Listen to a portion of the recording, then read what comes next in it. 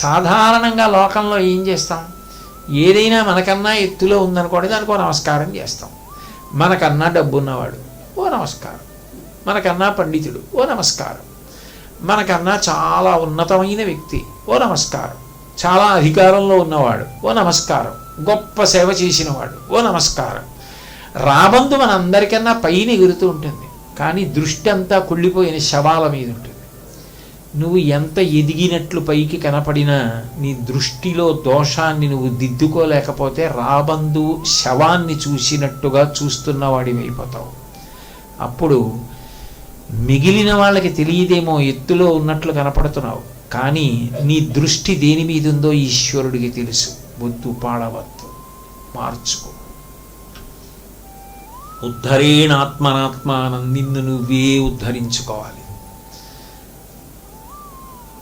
అది సూటిగా బాణం గుండెల్లోకి వేసినట్లు లేదా ఆ మాట? ఎవరు మారకుండా ఉంటారు? రాగద్వేషముల పట్ల ఎంత అప్రమత్తత వస్తుంది, ధర్మం మీద ఎంత అనురక్తి కలుగుతుంది. ఎందుకు వచ్చిన గొడవ మనకిది?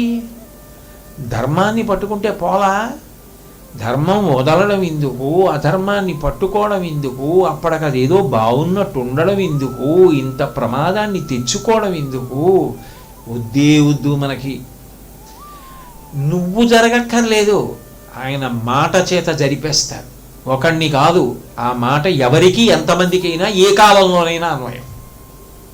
ఇప్పుడు పరమహంస ఉన్న రోజున మాట్లాడిన వాళ్ళకి మాత్రమే అన్వయం కాదు, ఎప్పటికైనా అన్వయమే. అది మాట్లాడడానికి పెద్ద సంస్కృతం లేకపోతే జటిలమైన వేదాంత గ్రంథాలు ఇవన్నీ ఏమి ఆయన ఉటంకించరు. ఆయన పరమ సరళమైనటువంటి భాషలో మాట్లాడతారు.